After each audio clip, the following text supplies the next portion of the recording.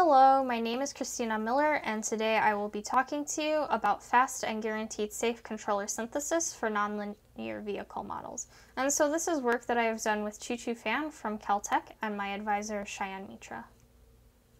So before we dive into things, we should define exactly what we mean by a controller synthesis problem.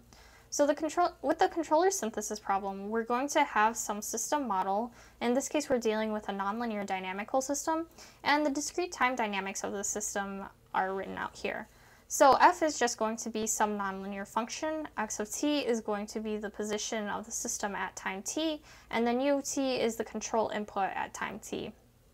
And so the specific type of nonlinear systems that we're dealing with are vehicle models. Additionally, we will be using the continuous time dynamics of this system, as this is a common practice in robotics. So the specifications that we're going to be finding controllers for are reach avoid specifications. Here's an example of a reach avoid specification, and we found this scenario from the Scott's paper written by Runger in 2016. And so as part of this reach avoid specification, there are three main components to note. The first is the starting set, labeled here as S, and that's just the blue set shown on screen. Next is the goal set, labeled as G, which is the green set shown on screen.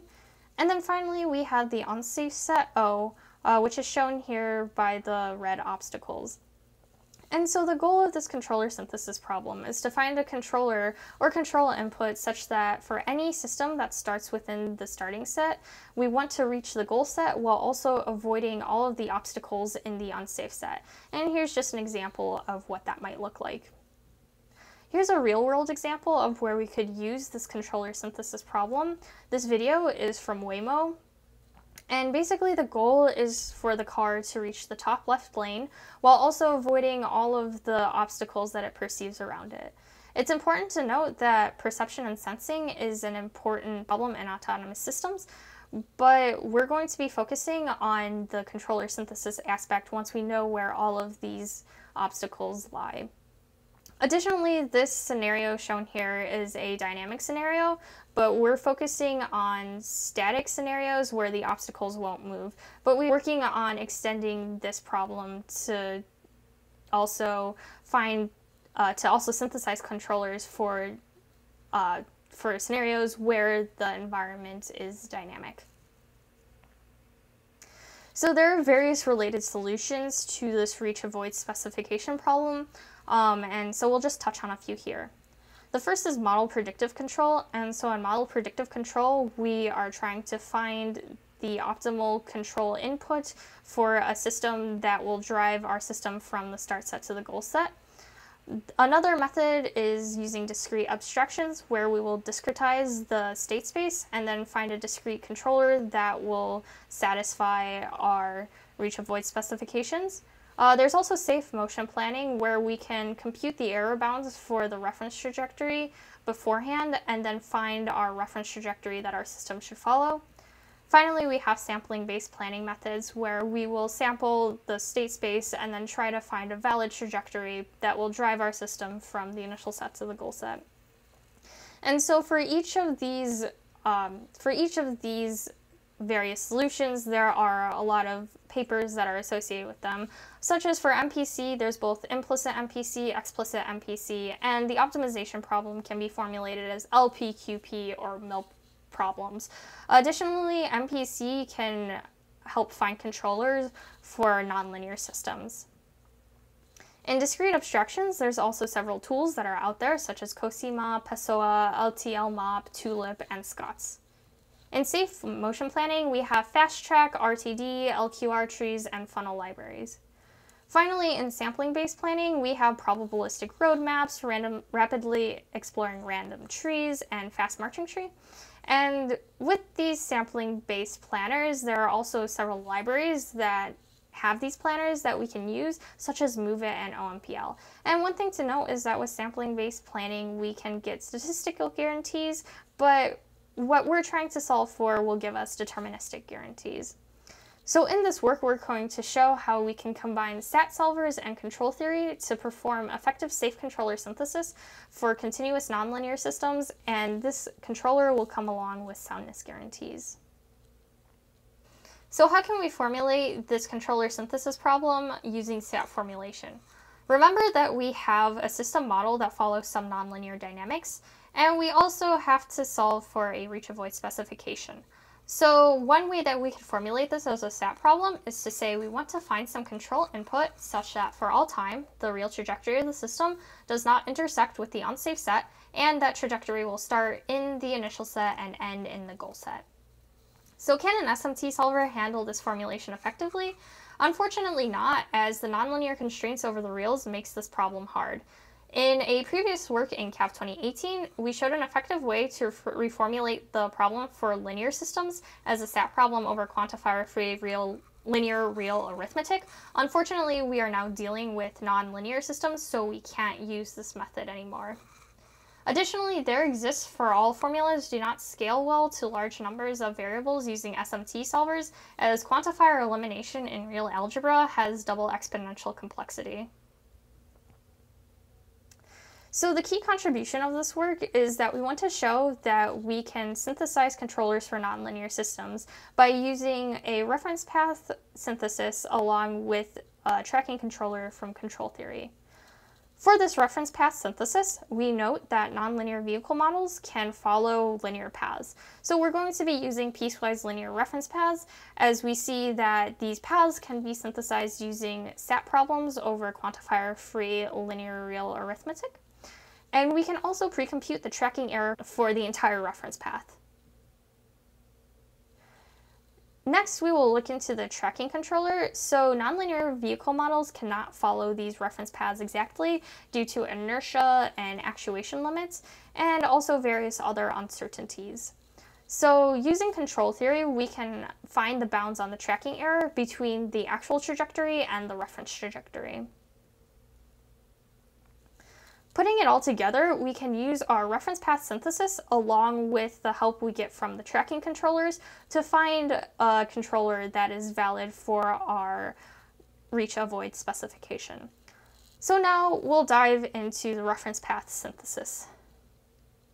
So as previously stated, we're going to be using piecewise linear reference trajectories. And so we're doing this because we can find the error bound for each segment of this piecewise linear reference trajectory using methods from control theory. Note that these error bounds come from the tracking error and not just the size of our vehicle. So each piece of this piecewise linear reference path will have an error bound, and then we can concatenate these error bounds to get the bloated set, which will contain the real trajectory of the system at any time. Additionally, we'll say that Li is the radius of the ith bloated set, so L1 is valid for the first segment, L2 is valid for the second segment, L3 is valid for the third segment, all the way through Lk, which is valid for our kth line segment. So the way that we're going to find these piecewise linear reference paths is by finding the waypoints that define these piecewise linear reference paths. So we're going to define the obstacles in our unsafe set as polytopes, as this will help us with our stat formulation.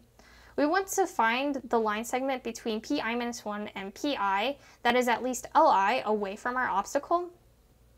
And we note that if both pi-1 and pi are outside of our obstacle, and the distance of pi-1 and pi are both at least Li away from the obstacle, then we know that this line segment is at least Li away from our obstacle. So the sufficient condition for the line segment to be at least Li away from O is shown here.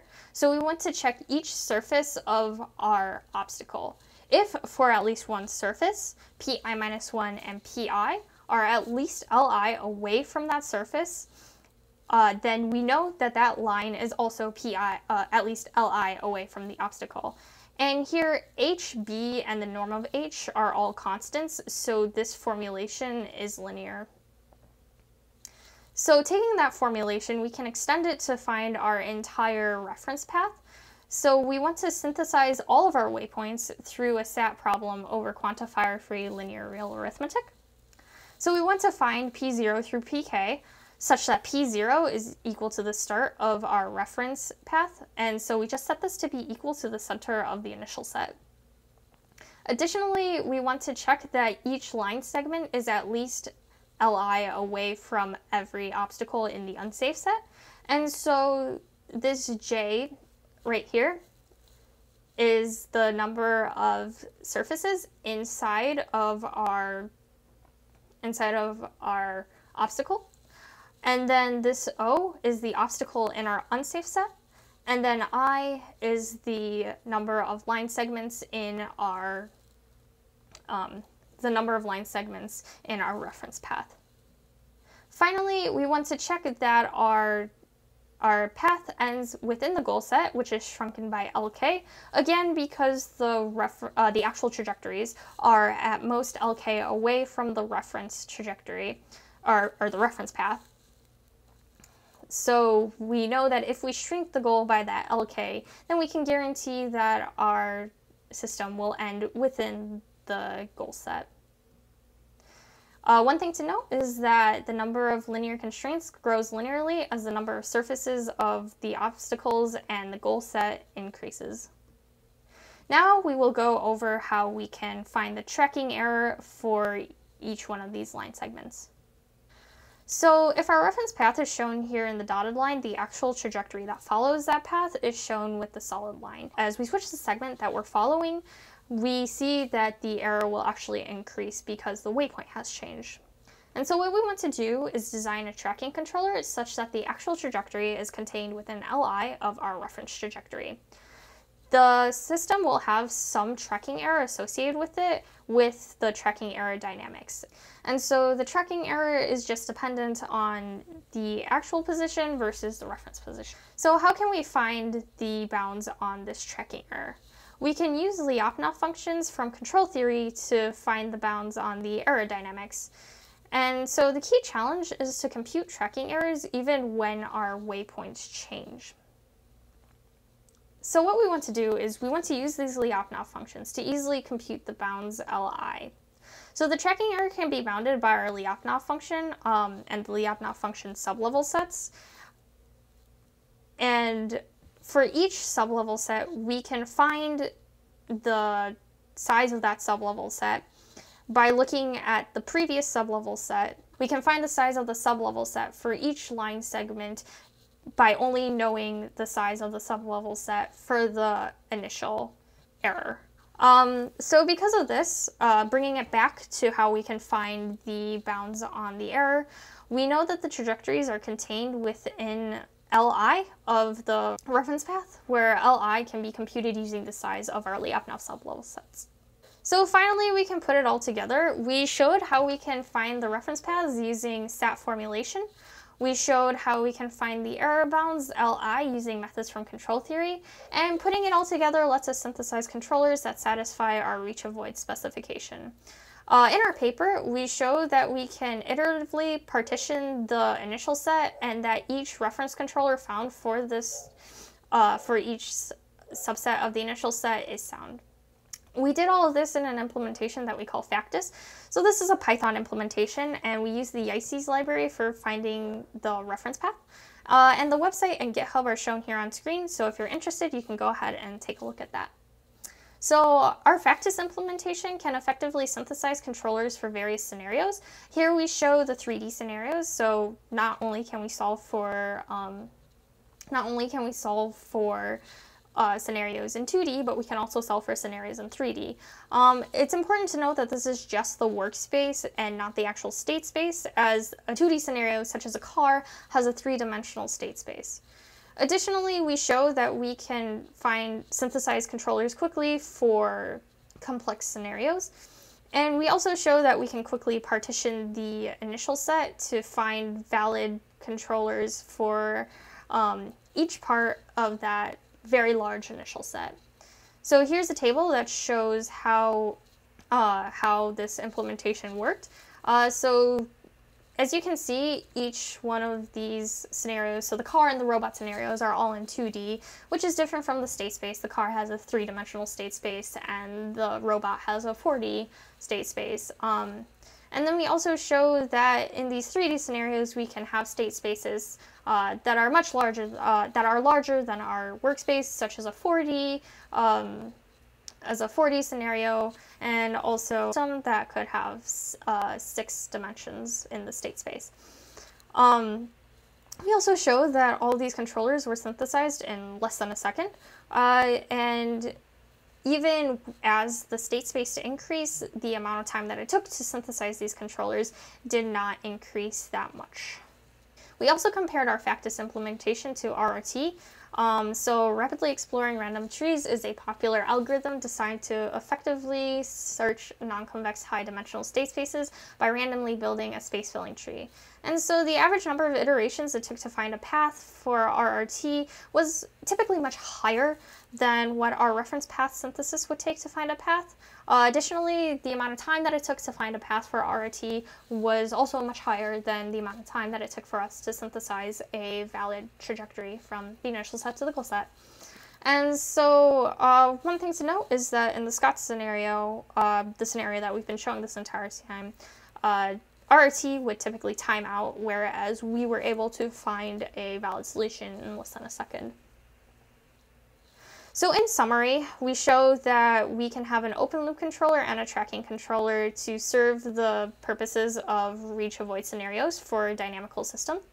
We also show that we can efficiently synthesize controllers by using stat problems over quantifier-free linear real arithmetic.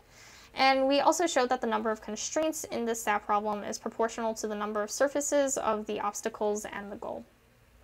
The experiments also show scalability, as we can find controllers within seconds. Some ongoing works, as previously stated, we would like to synthesize controllers for dynamic environments using this method, and we would also like to look into multi-agent planning, since we can quickly synthesize controllers for each agent in such a scenario. That's all that I have for the talk. Thank you very much for listening. Hi everyone, this is Sriram Shankaranarayanan from the University of Colorado at Boulder. And today I will talk to you about my work on reachability analysis of nonlinear systems using message passing over tree decompositions. This paper focuses on reachability analysis. So given a nonlinear dynamical system in discrete time where you have variables x1 through xn represented by x and disturbances w1 through wm represented by w, we have dynamical equations that express the value of xi at the next time step based on some function of values at the current time step, which is going to be nonlinear, involving polynomials and trigonometric terms. And the goal here is to do reachability analysis, where starting from an initial set of states, we would like to compute reachable sets at time t equals 1 up to some time t equals capital T to prove that some unsafe set is never reached. But the main problem here is that these sets are going to get extremely complicated to represent, and therefore the standard idea is to use abstractions of these sets using ideas like polyhedra and so on to represent these sets. The key idea in this paper is to use something called a tree decomposition, which is an idea that comes to us from combinatorics to tame the curse of dimensionality. And basically the idea goes like this. We look at the data dependency graph of the system. That is, we have vertices for each of the system's state variables. If it has disturbances, you add vertices for disturbances as well. Whenever state variables co-occur in the same dynamical equations, we add an edge. So, for example, there's an edge between x2 and x3. There's an edge between x1 and x2. The edges define a data dependency graph, and we use something called a tree decomposition of a data dependency graph, which is a tree whose nodes corresponds to sets of variables or sets of vertices of the system, and we use this tree to understand somehow the sparsity structure of your original dynamical system, and to understand how to decompose the set of states along different dimensions to perform reachability analysis more efficiently. So the main contribution of this paper is to use tree decompositions to define abstract domains. The idea here is once you have a tree decomposition of the dependency graph of a system, you can take a concrete set, let's say in the space of x1, x2, x3, which are all the system variables, and you can project along the nodes of the tree. So now you have two sets, one projected along x1, x2, another projected along x2, x3. And the abstract domain is going to work with this tree of projections of your concrete set and do reachability analysis on these abstract representation. Now, to make this abstract representation better, we're going to discuss something called message passing between the nodes of the tree, and this is inspired by similar ideas in Bayes nets, where ideas like click tree and junction tree algorithm use this message passing, and we are going to look at something very analogous, but now we are going to pass messages which are going to be sets of states. We are going to therefore present a reachability analysis that becomes exponential in the tree width of the system and not in the number of variables, which is going to be a win if your system has small tree width compared to the number of variables in the system. And we'll talk briefly about implementation and experimental evaluation in this paper. So we begin by describing the data dependency hypergraph of the system. The main idea here is to take each dynamical equation of the system and think about all the variables that are involved in the dynamical equation, including the left-hand side variable x2 prime here. And using this, we are going to add a hyper edge now between x2, x4, x7, and w1, which are all the system state variables and disturbance variables that are involved in this dynamical update rule. And likewise, we are going to add different hyper edges for each of these update rules, which are essentially all the variables involved in them. And we'll have at most n hyper edges in this graph, whose vertices, as you've noticed, are the variables, the state variables and the disturbance variables of the system. So this is called the data dependency hypergraph of the system. Given a hypergraph with hyper edges, a tree decomposition is a tree, and each node in the tree is labeled by a set of vertices in this graph. So there are two key conditions here. The first key condition is that every hyper edge must be covered. In other words, if you take any hyper edge here, let's say 5, 6, 7, and 11, there has to be a node in the tree where 5, 6, 7, 11 occurs as a subset. Okay. The second property is called the running intersection property. And this property states that if, for example, a node in the graph, let's say 4, occurs two places in the tree, let's say 4 here and 4 here, then if you look at the unique path in the tree between the two nodes where 4 occurs, then 4 must occur in every intermediate node in this path. For example, here is one intermediate node in this path, and you see that 4 occurs there. And that's called the running intersection property. Now comes the definition of the tree width of the graph. So the tree width of the graph is the size of the largest set minus 1. And in this case, the tree width would be 3. And why minus 1? The reason to say minus 1 is when you define it like that, all trees have tree width 1. And you can show that tree width now becomes some kind of a number where the smaller the tree width is, the closer somehow the graph is to being a tree. So tree width 2 graphs are going to be, for example, cycles, and series parallel graphs have tree width 2. It turns out that you can exploit the fact that a graph has low tree width to define efficient algorithms. And there has been a lot of work in computer science, notably the work of Bodlander, the work of Kursel, for example, where they have shown that graph algorithms defined in, let's say, monadic second order logic can be solved efficiently in time that's polynomial in the number of nodes of the graph, provided the graph has bounded tree width. We shall now describe how tree decompositions give rise to an abstract domain. So the main idea here is, suppose you have a tree decomposition, then each abstract element is associating a set of states or a subset of states with each node in the tree. And furthermore, if the node in the tree talks about x1, x2, x4, the set of states associated with it will be x1, x2, x4. Likewise, if you have x2, x5, you would have associated with it a set of states that involve x2, x5.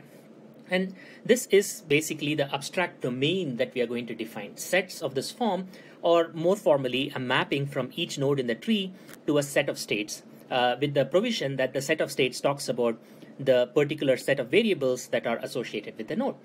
Likewise, the abstract inclusion relation just lifts the set inclusion to each node in the tree. All right, so now let's define the abstraction and concretization operation. Starting with the abstraction. So suppose you have a high dimensional set involving all the system variables x1, x2, x3. And let's say we have a tree with two nodes. One node has x1, x3 in it. Another node has x2, x3 in it. And they are, let's say, connected. The abstraction operation is going to take this high dimensional set. And for the first node, it's going to project this set along the variables in that node, x1, x3. For the second node, it's going to project it along the variables in that node, x1, x2. So abstraction is going from a high dimensional set to a bunch of low dimensional projections, each projection along a node of the tree. And that's how you get an abstraction. Now, what about concretization?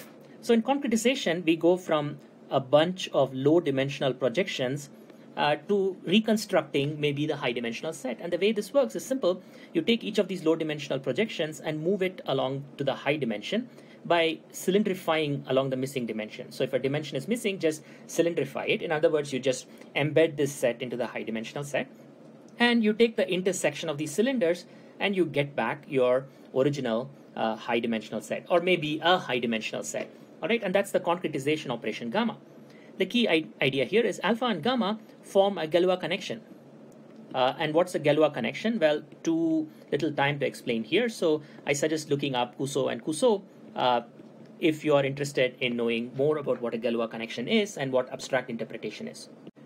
So we've defined our abstract elements as some projections along the different nodes of a tree. And the idea here is when we look at an abstract element, we would hope that there is some high dimensional set S in the full dimension, where S projected along x1, x2, x4, say, gives us this set, and S projected along x1, x2, x5 gives us this set. But this already implies that there are some conditions to be met if this is true. And this condition is called the canonical property. So we say an abstract domain element has the canonical property whenever you look at any edge in the tree, and this has to hold for all edges in the tree. If you look at the common variables x1, x2, then you can say locally the set annotated with node n1 projected along these common variables, and the set annotated to node n2, say, projected along these common variables, better give us the same projection. Now, if that is indeed true, we prove that there is an high dimensional set that would have, when projected, given you these two sets. And furthermore, in terms of abstract interpretation, we show that taking gamma, building up the high dimensional representation of this set, and taking alpha back will give you back the same set. And that's called canonical property. And it's a very important property which we would like to hold. So the main problem that we treat in this paper is during the process of reachability analysis, what we will find is the elements we encounter, the abstract elements we encounter, are non-canonical. They're not going to be canonical. And we would like to work with canonical elements, because canonical elements, remember, are those elements which are obtained by projecting some high dimensional set. So how do we ensure that? Well, here is the idea. We could always take a non-canonical element, S, take the high dimensional representation by applying gamma, the concretization operator, and then apply alpha to recover something that's canonical and that has the same concretization. So they are equivalent with respect to concretization. The problem is going from low dimension projections to high dimension is expensive, and you don't want to do that. So there is a different way that we do this in this paper. And the idea here is using something called message passing. Okay, so imagine that an element S fails to be canonical. So going by the definition, there is some edge in the tree where if you took the set associated with n sub I and projected it along the common variables, and if you took the set n sub j and projected it along the common variables, then they are different.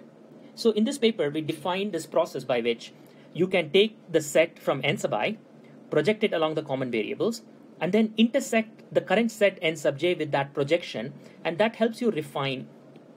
And you can show that in this process of refinement, you do not change the concretization of the element, but you have made your refinement, the value, the set at n sub j is now a more refined and smaller set without changing its meaning. And we call this passing a message from n sub I to n sub j. Now you can imagine if I passed a message from n sub j to n sub I as well, then the two projections are forced to be equal by fiat, because you passed a message and you intersected and you made the projection equal. And this way of message passing can make a non-canonical element canonical without changing the concretization and without going to the high dimensional representation.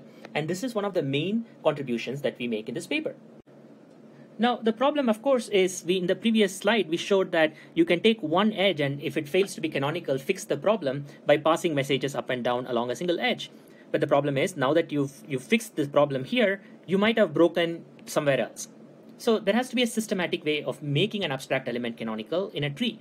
And the idea here in this paper is we prove that if you now pass messages from all the leaves systematically up to the root, in the first phase, and that we call bottom-up message passing. And then once the root has received a message, then you do top-down message passing, pass a message from the root down to all the leaves. You can show that if this is done in the right order, if this is done in the right order, then your resulting abstract elements become canonical without building the high dimensional representation. By just working with low dimensional representations locally, you can make things canonical without changing the concretization. And this is very, very important. And if you don't do it in this order, we show counterexamples that you will not get canonical property. Okay, so the whole idea then goes like this. So given the tree decomposition, we first create abstract systems by projecting the equations of the system just to those variables that are in the tree decomposition, and we build an abstraction, or we build a tree of abstractions.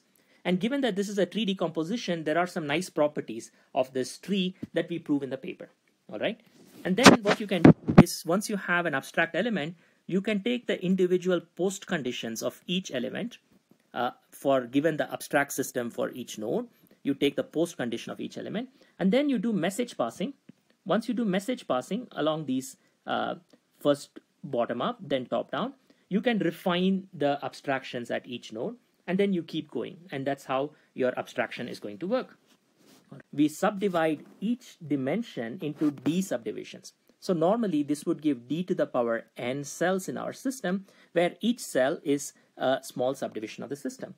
The problem, of course, is d to the power n suffers from the curse of dimensionality. So what we take is we tree decompose this abstraction. In other words, we consider first taking an arbitrary concrete set and then doing the union of grid cells abstraction.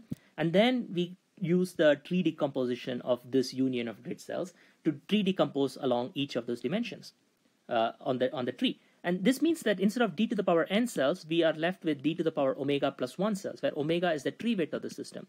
So even if n is large, if your system's data dependency graph has a small tree weight, then you can get away with this, because you can have lots and lots and lots of tiny cells and subdivisions, but you only pay the cost of decomposing along the tree width of the system, not the whole state space of the system. And we compare this with something called the parallelotope domain and an implementation called SAPO by Tommaso Driossi and Tao Dangberg. So we compared this on a bunch of systems that involve number of state variables from all the way from 3 to 20. But we chose systems with small tree weights. So our tree weights go from 1, 2, and 3. There were systems with larger tree weight that we report, and our technique would fail on those systems. Now, of course, if you tried to do without tree decompositions, the whole technique doesn't work. On the other hand, with tree decompositions, we were able to find reachable sets for some reasonable time horizons for these systems, which is reported in the paper. And we compare this against SAPO. Now, in terms of timing comparisons, SAPO is way faster on all but one example, where SAPO is slower, but then otherwise it's extremely fast because it uses a simple parallelotope abstraction, which is quite effective. Next, we plot the reachable sets by each of these methods on top of each other. The black box is produced by SAPO. The blue estimate is produced by our tool, and the red dots are simulation, or reachable set estimates from simulation. So, and you can see again that SAPO does really well on at least one example, but then there are examples where our approach is way more precise in making sure that the reachable set size does not explode as compared to SAPO. So there are many opportunities for improving the results of our work. One idea would be to use representations like parallelotopes, but have disjunctions of parallelotopes or disjunctions of polyhedra, and use tree decompositions to manage the explosion in the number of disjunctions. And that would be a general class of methods to be investigated moving forward, instead of just using disjunctions of intervals, which are not going to be very effective. So that concludes this talk, and we wanted to conclude by acknowledging our funding support from NSF and AFRL, and acknowledgements to Fabio Somenzi and Amin Bensasi for useful discussions leading to this work. Thank you. Good morning, everyone. My name is Chaopeng, and I am from East China Normal University. It's an honor to present our recent work on a novel approach for solving the BMI problem in barrier certificates generation, which is used for safety verification of nonlinear Hilbert systems. So this is a joint work with Xin Chen, Wang Ning, Zhengfeng Yang, Yifan Zhang, and Xuandong Li.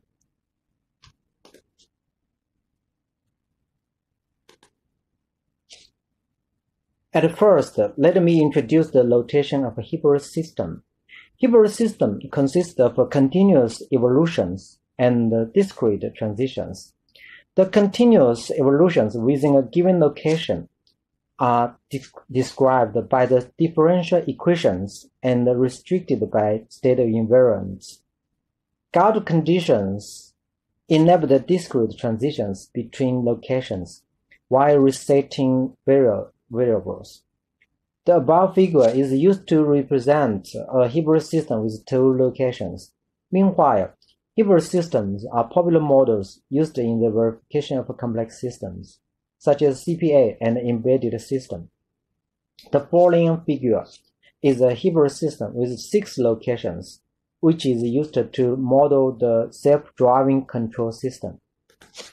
Now, how can we model the problem of safety verification of Hebrew systems? Given a Hebrew system with an initial set theta and an unsafe region XU, safety verification is to verify whether all trajectories starting from an initial point chosen randomly from theta cannot enter the unsafe region XU. Here is a classic example presented by Tiwari. We will check it later. Safety verification of Hebrew systems have 2 kinds of methods. One is based on reachability analysis. The other is based on deduction verifications. Here is a concept figure of a barrier certificate for safety verification.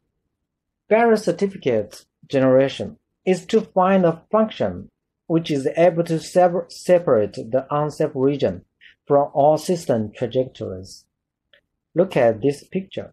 The red line is the barrier certificate, and all trajectories starting from the initial set stay on one side of the barrier function, while the unsafe region remains on the other side of the barrier function. The challenge of barrier certificates is how to compute the barrier certificates efficiently. In our work, we provide the BMI solving method based on a sequential iterative scheme for generating barrier certificates.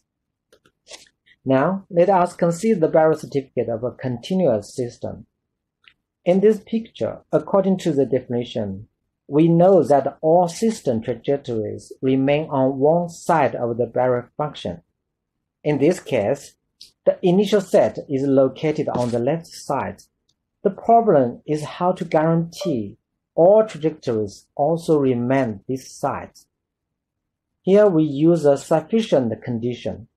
If the trajectory touch this surface, we just need to pull the trajectory back. We can use these constraints. So if Bx equals 0, we just need the lead derivative to be positive.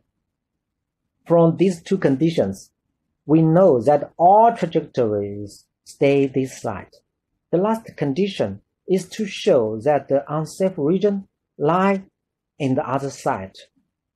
If Bx satisfies these 3 conditions, then Bx is the barrier certificate, which can prove the safety property of the given continuous system. The above barrier certificate method for continuous systems can also be extended to Hebrew systems. We just need to add more conditions for discrete transitions. Notice that for Hebrew systems, we need to compute the barrier certificate for each location. Observing the above conditions, the problem of barrier certificates generating can be transformed into the problem of solving the nonlinear constraints with universal quantifier, which can be attacked by solving semi-algebraic system with parameter. There are several symbolic computation tools to solve this problem, such as the QEP-CAT and mathematical. So this problem can also be efficiently solved by combining sum of squares relaxation and semi-definite programming. The above nonlinear constraints with universal quantifier can be represented by Putnam's positive scalar size. Here, K is a compact semi-algebraic set. If a polynomial fx is positive over K, then the polynomial has the sum of squares representation, where these sigma ix are sum of squares polynomials. Now, look at the conditions of various certificates. We can find that all conditions have the unified type. Remember that all sets, including initial set, state of invariance, and the unsafe region, are basic semi-algebraic. By using the SOS representation given in the previous slide, so all conditions can be written as the corresponding SOS form. Look at the second and the third constraints. We find Bx appear in the left side. Therefore, in the SOS representation, Bx has the corresponding polynomial multiplier nu Lx and eta Ex. So far, the barrier certificate is unknown, and the corresponding polynomial multiplier are also unknown. The product of unknown polynomials leads to a non-convex optimization problem. A typical convex relaxation method is to set the polynomial multiplier nu and eta be zero, or constant, or random fixed polynomial. So in our paper, we didn't use this convex relaxation technique. Instead, we attack this BMI problem directly. We set the degree bound for the barrier function Bx and let the coefficients of Bx be parameters, and the coefficients of all polynomial multipliers nu and eta be also parameters. Denote the coefficient vector of Bx by U, and denote the coefficient vectors of all polynomial multipliers by V. Then all SOS representations can be written as the bilinear matrix inequalities problem. Let's observe the product of the unknown polynomials. It turns out that the polynomial product must be the barrier certificate and its polynomial multiplier. Therefore, the bilinear matrix inequalities have a special feature. The bilinear terms must be the crossing product between U and V, which means that there is no product like Ui multiplies Uj or Vi multiplies Vj. So far, we have talked about how to transform barrier certificate generation into a bilinear matrix inequality solving problem. We next provide a computational method based on a sequential iterative scheme for solving the corresponding BMI problem. This BMI problem is to detect the feasibility. At first, we introduced the objective for this BMI problem. It is easy to verify the existence of a feasible solution if and only if the optimal value is less than or equal to 0. For the above nonlinear optimization problem, we call the typical optimization transformation technique. Firstly, we construct the augmented Lagrangian function L. Easily, we can obtain its dual function Gu. The Lagrangian dual problem corresponding to the primal optimization problem in the previous slide is to maximize this dual function Gu. Based on the theoretical result between the primal and the dual optimization problems, we know that this dual function yields lower bounds of optimal of the primal problem. Now we talk about how to solve the Lagrangian dual problem. If we call typical dual ascent optimization method, we need to build this kind of iterative scheme, which includes 2 steps in one iteration, which are primal variable update and a dual variable update. The first step consists of quadratic terms. It requires jointly minimizing L with respect to 4 variables, which is very complicated. Therefore, instead of the usual joint minimization solving, we separate the minimization over the primal variables into 4 steps. That is, minimizing one primal variable by fixing the remaining primal variables. Based on this idea, we build the following sequential iterative scheme. The benefit of this iterative scheme is that it is very easy to solve this minimization problem.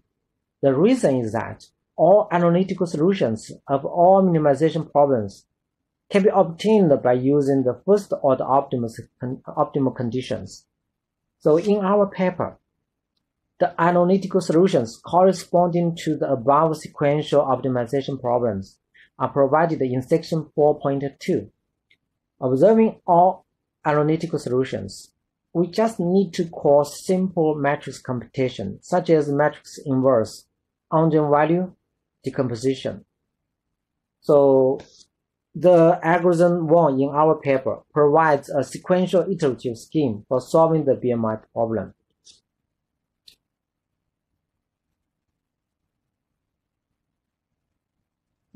So next, we provide the complexity analysis of our algorithm.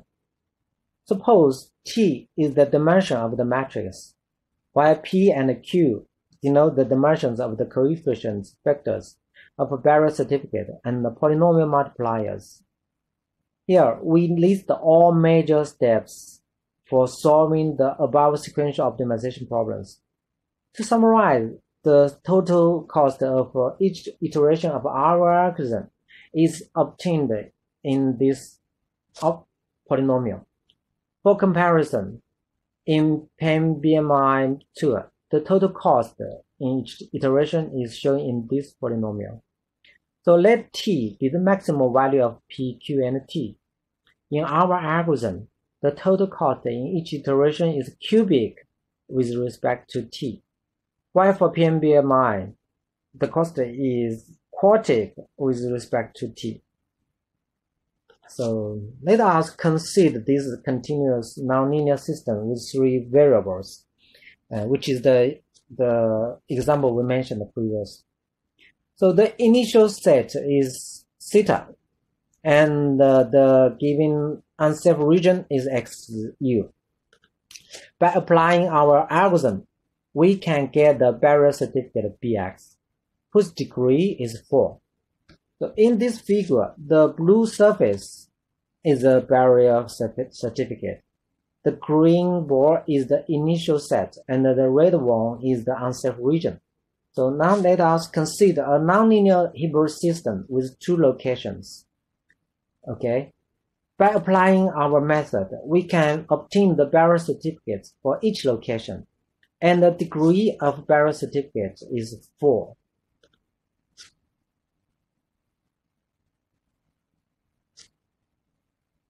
And the existence of these barrier certificates can also prove the safety property of the given Hilbert system. So this table shows the performance of our algorithms. Here we compare our algorithm with 2 previous methods, PEM-BMI and LMI. Here, LMI method applies convex relaxation to solve the BMI problem. That is, it let the polynomial multipliers be chosen randomly. In this table, C1 to C12 are continuous systems. H1 to H7 are Hilbert systems. T denotes the dimension of the matrix, and N denotes the number of parameters of coefficient vectors of barrier certificates and its polynomial multipliers. D denotes the degree of the barrier certificates, and the L and the I denotes the number of iterations. T denotes the computational time. So look at this table. For all 19 benchmark examples, our algorithm succeeds to solve 17 problems, while PenBMI can solve 13, and the LMI can only solve 9 problems. And our algorithm needs more iterations than PenBMI, but the total time is less than PenBMI. Therefore, our 6BMI tool is necessary complement to the existing tools. So finally, let's conclude this talk. In our paper, we propose a sequential iterative scheme for solving BMI problem to generate barrier certificate of behavioral systems. We also give a theoretical analysis on computational complexity of our algorithm. Comparing with PenBMI, our 6BMI reduced the complexity from OT quadratic to OT cubic. We conducted a large set of benchmark examples. The experiment shows that our algorithm is more efficient than PenBMI tool in most cases. That's all. Thank you for your time.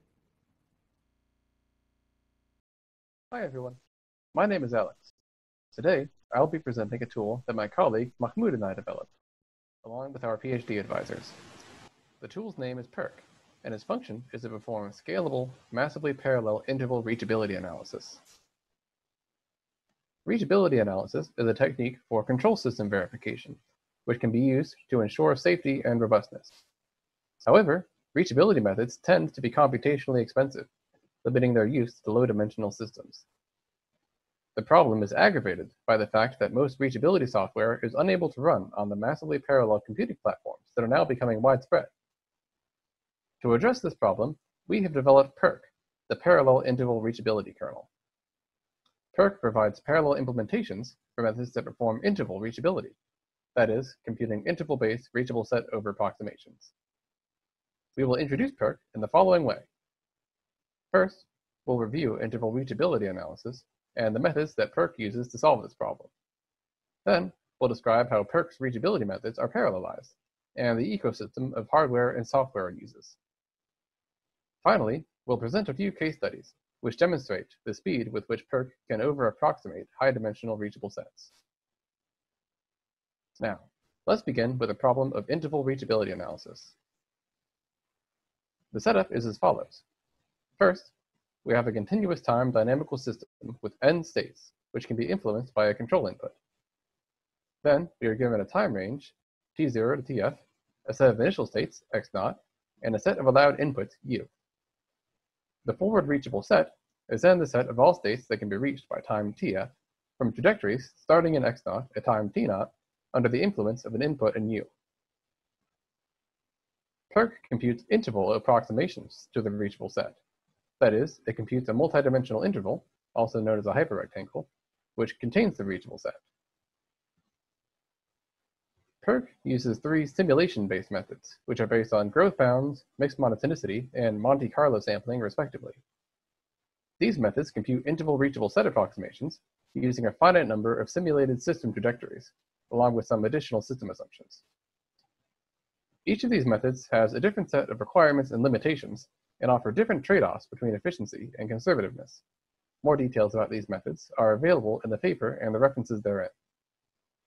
Here, we list the computational requirements of each method. Since each method's computation is dominated by ODE integration, we can parallelize all 3 methods by parallelizing ODE integration. Now that we've discussed PERC's ODE integration-centric approach to reachability, let's consider how PERC goes about integrating ODEs in parallel. PERC uses the 4th-order Runge-Kutta method to integrate ODEs. The computation is parallelized by simply assigning the computations associated to each state variable to a different processor element. The effect of this parallelization along the state dimension is to reduce the computation time by a factor of p, where p is the number of available processor elements. More details about the complexity are available in the paper. PERC is implemented as a computational kernel for the p-faces acceleration ecosystem. Essentially, p-faces provides a hardware-agnostic interface for thread parallel computations, which PERC uses to perform the parallel ODE integration needed to compute the reachable sets. The hardware-agnostic interface allows PERC to be run on many kinds of massively parallel and heterogeneous computing platforms, such as GPUs, CPU clusters, hardware accelerators, and any combinations thereof. Now that we've discussed how PERC's computations are parallelized, we'll observe how PERC performs with some case studies. We present 3 case studies in which we'll report the time taken to compute a single reachable set as a function of the state dimension for each of 3 families of nonlinear systems where the state dimension can vary. We impose a time limit of 1 hour for computation. First, we'll consider a sparsely coupled single-lane traffic model that is derived by discretizing a nonlinear PDE. Then, we'll consider 2 models for a variable-sized swarm of quadrotors. The first swarm model assumes that the quadrotors do not interact, which leads to sparse coupling between the state variables. The second swarm model assumes that each quadrotor interacts with all of the others through an artificial potential field, which leads to a densely coupled system. For each family of systems, we perform the timing test on 4 different parallel computing platforms. Specifically, we use the 4 AWS platforms shown here, which are 2 CPU clusters and 2 GPUs. For the first 2 systems, we perform the same tests using the serial tool Tira as well. Tira implements the same 3 methods as PERC, and a lot more for that matter, but it is limited to a single thread on MATLAB, so it offers a baseline to judge the improvement brought about by parallelization. These figures show the timing test results for all 3 methods on the sparsely coupled traffic model. Within the 1-hour time limit, the 2 CPU cluster platforms, M4 and C5, use the growth bound method to compute reachable sets for this nonlinear system with state dimension as high as 2 billion and 4 billion, respectively. The 2 GPU machines, G3 and P3, generally perform well, but they are unable to work with more than 100 million states. This is a memory bottleneck, caused by the GPU's restriction to 16 gigabytes of working memory. These figures show the timing test results for the independent quadrotor swarm model. PERC's performance on this model is similar to the traffic model, with the GPU cluster machines capable of computing reachable set over approximations for billion-dimensional systems in less than an hour. This table shows the results for the densely coupled quadrotor swarm.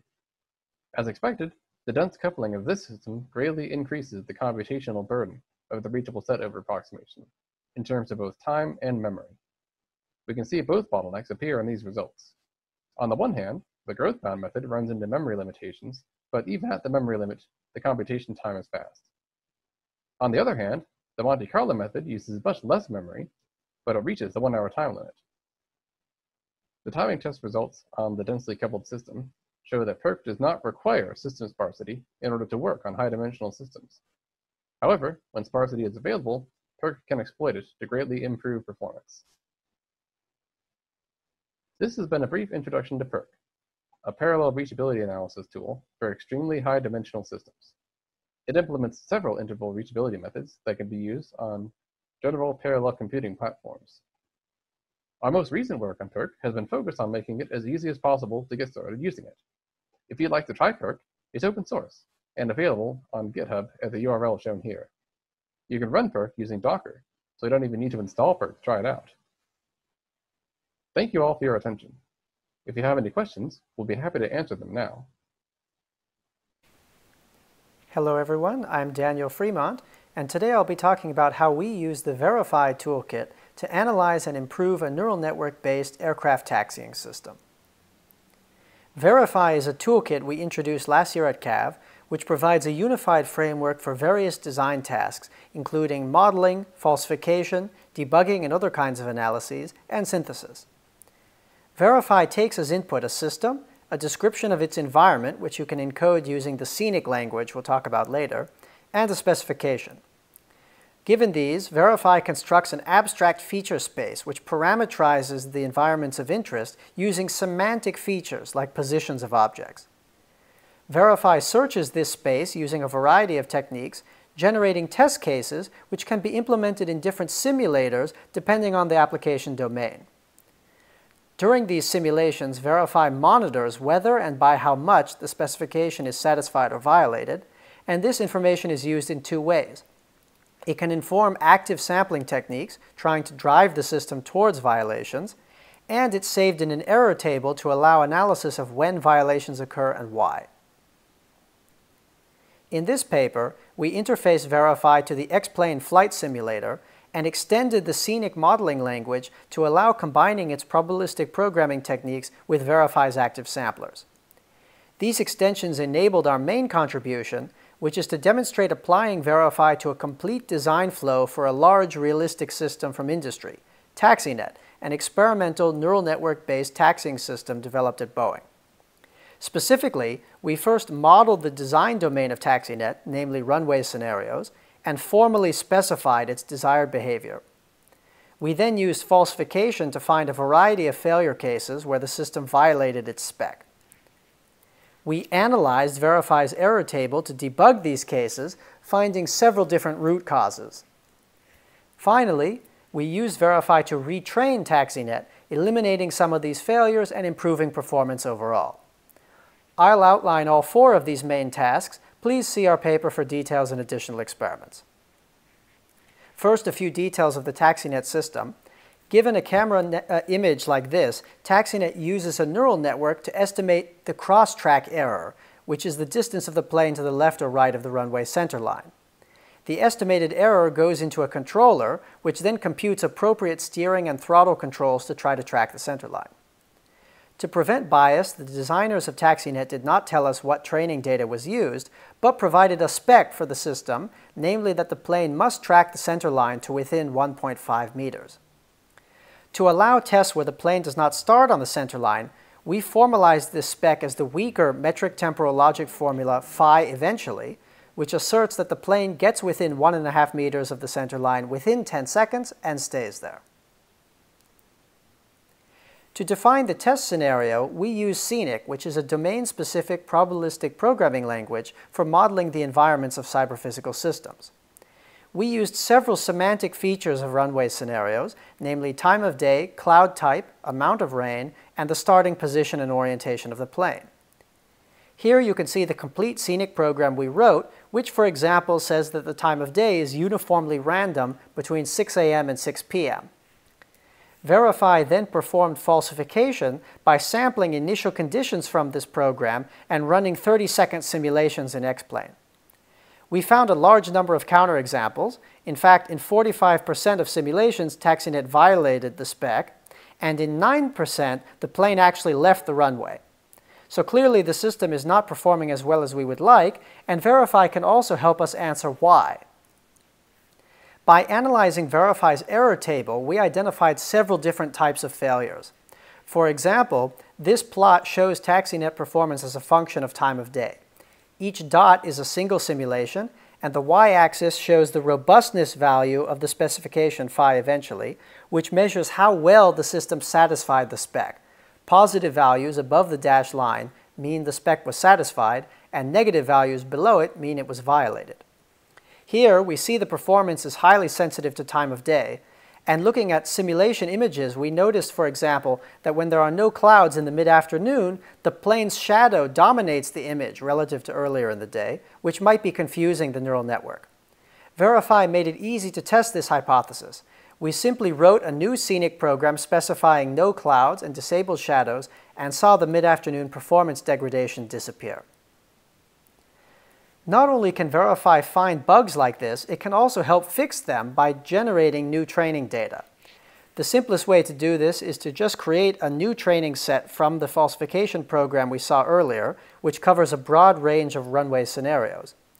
Using a similar Scenic program, we generated the same number of images as in the original training set and trained a new version of TaxiNet.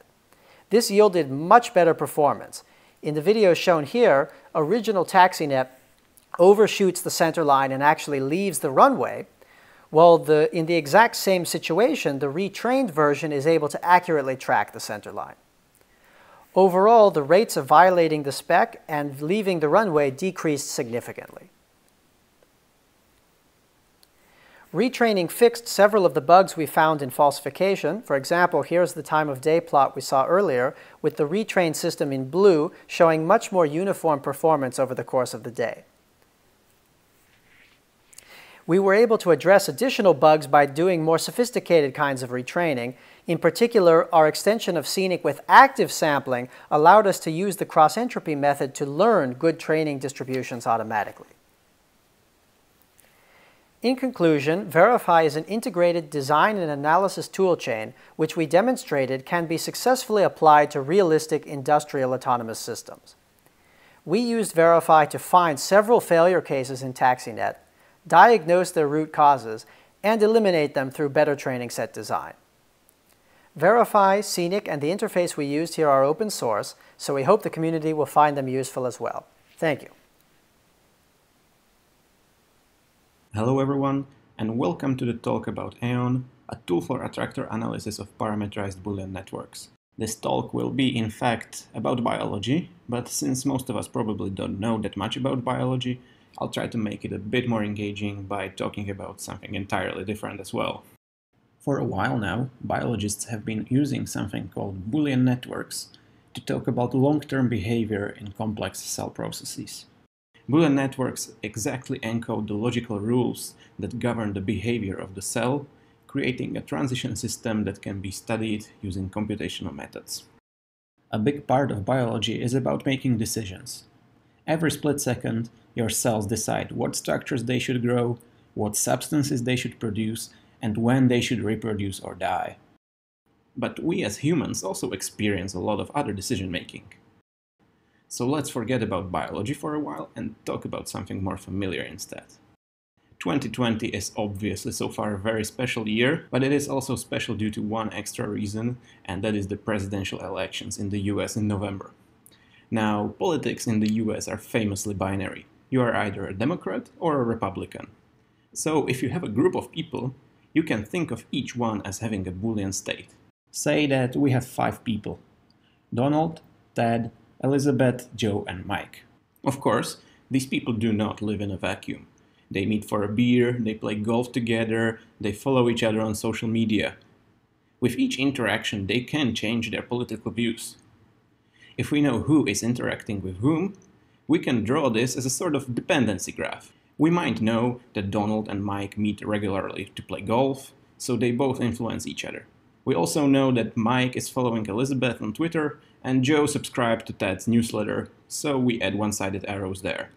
And so on until we have all the major relationships represented. Finally, we often can tell whether the relationships are positive or negative. For example, we might know that even though Donald and Mike meet to play golf together, Donald likes Mike and is inclined to follow his opinion. However, Mike does not really like Donald that much, and so is inclined to go against his opinion. In biology, you would call this a regulatory network. In a living cell, there are of course no people, or beers, or golf, or social media, but there are genes, proteins, amino acids, and enzymes all interacting in a very similar fashion. To make this a proper Boolean network, we would have to know the exact logical rules that each person follows when they decide their political views. If we knew such rules, we could construct a transition system which exactly describes the behavior of the network. However, for people as well as for biology, these exact logical functions are often hard to come by. We thus simply assume that the network follows some fixed logical rules which adhere to the high-level structure we just created, but the rules themselves are unknown to us. These are the parameters of the network. In the end, the question is, what happens to our network eventually? Is there a fixed final state, some kind of regular behavior, or will the network just behave irregularly forever?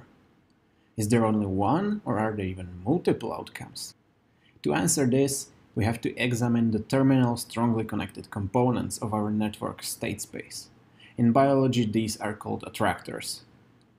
In Aeon, we symbolically analyze all the possible logical rules admissible in the network, and we classify them based on the long-term behavior they produce. Specifically, we distinguish 3 types of behavior. Stable behavior, where the network reaches a single fixed point state from which no further evolution occurs. Here, everybody's logical rules are consistent with the state of the network, and thus no change occurs.